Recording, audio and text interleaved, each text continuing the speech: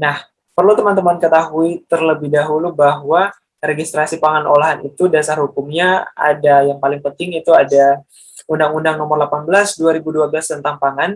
Ini yang perlu teman-teman baca, sering-sering baca. Kemudian juga Peraturan Pemerintah Nomor 28 2004 tentang keamanan mutu dan gizi pangan, dan yang ketiga adalah Peraturan Badan POM Nomor 27 2017 tentang pendaftaran pangan olahan atau registrasi pangan olahan.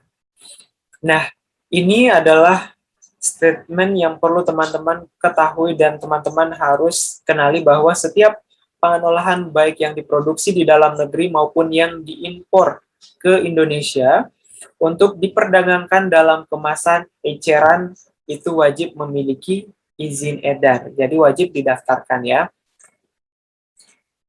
Nah, untuk teman-teman ketahui lebih lanjut, di sini ada izin edar pangan olahan. Nah, teman-teman harus ketahui bahwa untuk izin edar pangan olahan itu ada beberapa jenis, di mana ada yang namanya SPPPIRT.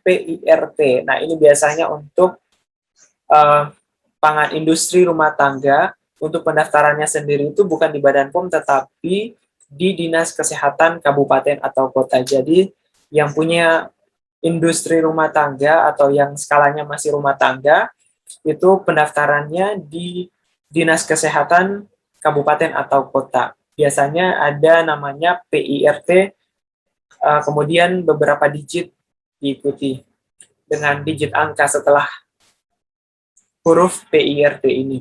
Jadi jenis pangan PIRT itu mengacu pada lampiran Peraturan Badan POM Nomor 22 Tahun 2018 tentang pedoman pemberian sertifikat produksi PIRT. Nah, ini adalah peraturan tentang pemberian yang mungkin jika ingin teman-teman ketahui, silakan langsung saja cari. Kemudian yang kedua, diproduksi secara manual hingga semi otomatis. Jadi ada persyaratannya. Jika kalau produk itu sudah diproduksi secara otomatis, maka itu tidak masuk lagi dalam kategori PIRT. Karena di sini persyaratannya itu secara manual, ada kata manual dan ada semi otomatis, maka boleh menjadi produk yang didaftarkan di Dinas Kesehatan Kabupaten atau Kota. Kemudian tempat usahanya di tempat tinggal. Jadi ini kriteria dari pangan industri rumah tangga itu sendiri. Nah, untuk yang sering kita kenal atau sering diawasi oleh Badan POM itu adalah produk dengan nomor izin edar yang diawali dengan huruf MD atau ML. Yang pertama, jenis pangannya itu adalah pangan olahan yang dijual dalam kemasan eceran. Itu harus didaftarkan di Badan POM. Kemudian pangan fortifikasi. Jadi pangan fortifikasi itu semuanya wajib didaftarkan di Badan POM. Ada juga namanya pangan wajib SNI atau Standar Nasional Indonesia, itu juga wajib di Badan POM. Ada juga yang namanya pangan program pemerintah. Nah, ini harus didaftarkan di Badan POM. Pangan yang ditujukan untuk uji pasar ini juga merupakan pangan yang harus didaftarkan di Badan POM, dan selanjutnya ada bahan tambahan pangan. Nah, ini biasanya bahan-bahan yang digunakan untuk memperbaiki tekstur, warna, ataupun penampilan dari pangan olahan. Jadi ini wajib juga didaftarkan di Badan POM sesuai dengan peraturan. Nah, untuk produksinya, kriterianya diproduksi secara manual boleh, kemudian semi otomatis ataupun otomatis boleh didaftarkan di Badan POM. Kemudian untuk lokasi produksinya itu sudah terpisah dari tempat tinggal. Nah, jadi di sini ada kata manual ya. Jadi untuk produsen yang masih secara manual produksinya, walaupun masih sederhana, boleh langsung didaftarkan di Badan POM. Kemudian tadi untuk lokasinya dikatakan bahwa lokasinya harus terpisah dari tempat tinggal. Nah, terpisahnya ini tidak harus berbeda bangunannya ya, walaupun mungkin hanya petak-petaknya saja yang dipisahkan dari rumah tangga, atau mungkin alat-alat yang digunakan berbeda dengan alat-alat yang digunakan di rumah tangga, itu boleh digunakan dan boleh menjadi panduan dalam pendaftaran produk di Badan POM, khususnya untuk mendapatkan nomor izin edar MD ataupun ML ini. Nah, selain itu juga teman-teman perlu ketahui, biasanya banyak sekali pertanyaan bahwa semua produk yang berkaitan dengan pangan itu harus didaftarkan di Badan POM. Tapi teman-teman harus ketahui bahwa ada beberapa kriteria ataupun syarat atau ketentuan yang menyatakan bahwa produk itu tidak wajib didaftarkan atau tidak perlu didaftarkan di Badan POM. Nah, yang pertama adalah masa simpannya. Kita lihat masa simpannya, jika kurang dari 7 hari itu tidak perlu didaftarkan di Badan POM. Contohnya seperti roti-roti yang dijual yang masa simpannya 1 atau 2 hari, biasanya kan tidak ada nomor izin dari Badan POM-nya. Itu adalah masuk di kategori ini karena memang alasannya dia kurang dari 7 hari masa simpannya. Kemudian diimpor dalam jumlah yang kecil. Biasanya diimpornya itu untuk kebutuhan penelitian saja atau kebutuhan pribadi, jadi ini tidak perlu. Kemudian juga ada bahan yang digunakan lebih lanjut sebagai bahan baku. Jadi bahan yang diimpor misalnya ya, atau bahan yang digunakan itu tidak langsung dijual ke masyarakat untuk dikonsumsi langsung, tetapi bahan itu digunakan kembali untuk bahan bakunya. Misalnya tepung tapioka dibeli kemudian diproduksi lagi menjadi bahan olahan seperti itu. Jadi itu tidak perlu didaftarkan di Badan POM. Kemudian ada yang namanya pangan olahan dalam jumlah besar dan tidak dijual secara langsung kepada konsumen akhir. Nah, jika tidak langsung dijual kepada konsumen akhir, tidak perlu. Selanjutnya diolah dan dikemas di hadapan pembeli. Nah, ini contohnya bisa ini contohnya bisa bakso-bakso di pinggir jalan, biasanya kan diolah dan dikemas langsung di hadapan pembeli ya. Jadi ini tidak perlu. Kemudian pangan siap saji. Nah, pangan siap saji juga boleh tidak didaftarkan di Badan POM. Kemudian juga ada yang namanya mengalami pengolahan minimal atau pasca panen, misalnya hanya mengalami pencucian, pengupasan, pengeringan, penggilingan, pemotongan, penggaraman, pembekuan, pencampuran. Misalnya ada blensir, kayak namanya sayur-sayuran yang dijual ya, sayur-sayuran yang hanya diblensir kemudian langsung dijual dalam kemasan-kemasan plastik, itu tidak perlu didaftarkan di Badan POM. Atau mungkin hanya kayak misalnya kopi yang dikeringkan, hanya mengalami proses pengolahan minimal ya, itu tidak perlu didaftarkan di Badan POM, tetapi pendaftarannya dilakukan di otoritas kompeten keamanan pangan atau di Kementerian Pertanian. Jadi ada beberapa instansi memang yang menangani untuk pangan-pangan olahan itu. Tadi sudah saya jelaskan lebih detail, ada Dinas Kesehatan, ada Badan POM, dan juga seperti ini ada Kementerian Pertanian. Jadi itu yang perlu teman-teman ketahui. Kita lanjut kepada pangan wajib SNI tadi ya, yang wajib didaftarkan di Badan POM. Nah, untuk pangan wajib SNI atau Standar Nasional Indonesia itu ada beberapa kategori atau beberapa komoditi. Yang pertama, yang wajib didaftarkan di Badan POM dan masuk di kategori wajib SNI itu adalah air mineral alami. Jadi air mineral alami itu beda dengan air embun atau air minuman dalam kemasan ya. Ini wajib didaftarkan di SNI, di Badan POM juga. Kemudian air embun juga, itu adalah pangan wajib SNI. Nah, ini yang paling sering kita jumpai, yaitu air minuman dalam kemasan. Ini wajib juga didaftarkan di Badan POM. Ada juga yang namanya garam konsumsi beriodium, atau biasa masyarakat sering ketahui atau kenal garam beriodium. Nah, kemudian juga ada gula kristal putih. Nah, ini wajib di Badan POM karena memang pangan wajib SNI juga. Ataupun kakao bubuk ya, kakao bubuk juga wajib didaftarkan di Badan POM atau wajib SNI. Ada namanya kopi instan, kemudian juga tuna dalam kaleng ya.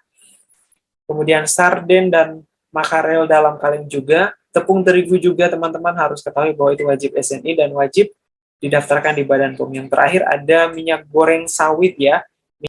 Nah, untuk minyak goreng sawit ini mulai berlaku itu sejak 1 Januari 2020. Jadi dia baru dibandingkan dengan komoditi-komoditi yang lain. Oke, kita lanjut teman-teman. Nah, di sini ada pendaftaran diajukan untuk setiap pangan olahan di Badan POM itu ketika mengalami perbedaan-perbedaan. Misalnya ada produk yang sudah didaftarkan ketika misalnya jenis pangannya gelas misalnya, kemudian berubah menjadi botol, maka otomatis harus didaftarkan ulang lagi di Badan POM. Kemudian misalnya komposisinya berubah, misalnya ditambahkan dengan pemanis ya, misalnya sebelumnya rasanya rasa jeruk, kemudian ditambahkan rasa strawberry, maka komposisinya otomatis berubah, makanya didaftarkan kembali di Badan POM. Kemudian selanjutnya ada yang namanya jenis kemasannya juga. Misalnya kemasannya awalnya kemasan plastik, kemudian juga, oh ya ini tadi sudah jenis kemasan. Tadi ada jenis pangannya ya, misalnya jenis pangannya itu ada keripik ya, misalnya keripik, kemudian diolah lagi menjadi kerupuk. Nah itu berarti beda lagi ya. Tadi ini jenis pangan, jenis kemasan tadi sudah, misalnya dari kemasan plastik menjadi botol kaca juga, itu harus didaftarkan di Badan POM.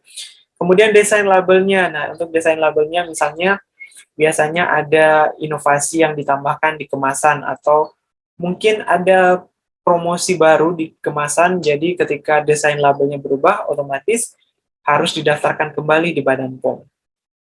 Kemudian nama atau alamat produsernya, misalnya produsen asalnya itu berubah ya, maka harus didaftarkan kembali. Kemudian untuk alamat atau nama importir atau distributornya ketika berubah juga, maka harus didaftarkan kembali di Badan POM. Jadi itu adalah beberapa kriteria. Dan yang terakhir itu ini, nama atau alamat produsen, mohon maaf. Nah ini yang terakhir, nama atau alamat produsennya yang ada di wilayah Indonesia itu berubah, otomatis harus didaftarkan kembali juga di Badan POM. Nah itu adalah beberapa kriteria ketika terjadi perubahan ini, maka harus kemudian didaftarkan kembali oleh pelaku usaha atau pendaftar atau produsen, didaftarkan kembali di Badan POM untuk mendapatkan nomor izin edar baru tentunya. Nah, untuk kriteria pendaftaran itu misalnya ada jenis pangan, misalnya MD atau produksi sendiri, maka pengajunya atau pendaftarnya itu adalah produsen itu sendiri yang memproduksi. Kemudian ada juga yang namanya produk pangan yang berdasarkan kontrak produksinya, maka yang wajib mendaftarkan adalah pemberi kontrak. Nah, ada juga yang namanya ML atau produksi luar negeri tapi diimpor ke Indonesia, maka wajib didaftarkan oleh importir atau distributor. Jadi bukan produsennya yang ada di luar negeri ya. Itu beberapa informasi yang perlu teman-teman ketahui juga. Kita lanjut kalau begitu. Nah, di sini teman-teman perlu ketahui juga dan perlu pelajari bahwa kategori tingkat risiko pendaftaran pangan olahan itu ada 4 jenis. Yang pertama ada risiko tinggi, kemudian ada yang risiko sedang, ada yang risiko rendah, kemudian ada yang risikonya sangat rendah.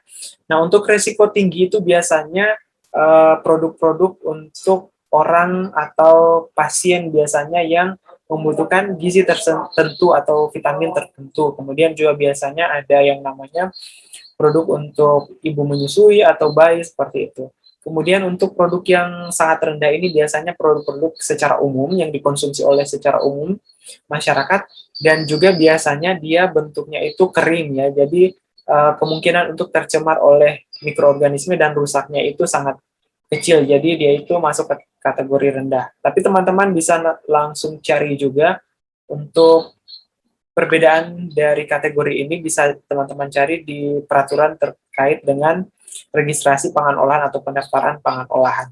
Dan tentunya pengelompokan kategori ini berdasarkan pertimbangan target konsumennya, seperti yang saya jelaskan bahwa ada targetnya misalnya ibu menyusui atau bayi, itu berpengaruh terhadap risiko atau tingkat risikonya ini. Kemudian ada pencantuman klaim. Ada memang makanan yang mengklaim bahwa dia mengandung atau tinggi vitamin tertentu. Nah, itu juga berpengaruh.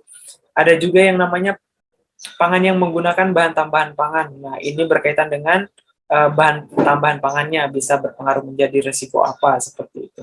Kemudian proses produksinya juga seperti apa, misalnya ada yang organik, ada yang menggunakan teknologi iradiasi atau rekayasa genetik, ozonisasi, kemudian teknologi hardware juga, itu akan berpengaruh kepada tingkat risiko ini. Dan yang terakhir adalah bahan baku tertentunya. Bahan baku tertentunya juga itu menjadi alasan pemberian kategori tingkat risiko dari pangan-pangan olahan yang didaftarkan di Badan POM. Oke, kita lanjut ke materi selanjutnya, yaitu adalah informasi yang wajib dicantumkan di kemasan pangan. Jadi, setelah produk mendapatkan izin edar, maka di kemasan itu wajib mencantumkan beberapa informasi. Jadi, tidak serta-merta ketika sudah mendapatkan izin edar, maka produsen sembarang saja mencantumkan informasi apa yang ada di kemasan, tapi ada beberapa informasi yang wajib dimasukkan, misalnya nama produk, daftar bahan yang digunakan, berat bersih juga wajib, kemudian nama atau alamat, halal bagi pangan yang memang dipersyaratkan wajib halal, kemudian tanggal dan kode produksi juga wajib, tanggal kadaluarsa sangat penting, kemudian nomor izin edar itu ya, sangat penting juga, dan asal-usul bahan pangan tertentu. Nah, kemudian juga ada namanya pangan B2B, biasanya ini yang kontrak bisnis to bisnis ya. Nah, ini wajib mencantumkan nama produk, kemudian berat bersih atau isi bersih, kemudian juga ada namanya nama atau alamat pihak yang memproduksi atau yang mengimpor, atau bisnis to bisnis ya, yang melakukan kontrak ini, kemudian halal bagi yang dipersyaratkan, tanggal dan kode produksi, serta keterangan kadaluarsa. Oke, itulah informasi yang mungkin teman-teman perlu ketahui berkaitan dengan registrasi pangan olahan. Semoga bermanfaat. Nanti selanjutnya kita akan masuk ke materi-materi selanjutnya berkaitan dengan pemeriksaan. Nah, yaitu pemeriksaan sarana produksi, kemudian pengambilan contoh, periklanan, promosi, dan sebagainya. Oke, baik. Terima kasih banyak untuk teman-teman yang sudah mengklik video ini. Jangan bosan-bosan untuk menunggu video dari saya. Dan semoga sukses untuk ujiannya. Assalamualaikum warahmatullahi wabarakatuh dan sampai jumpa.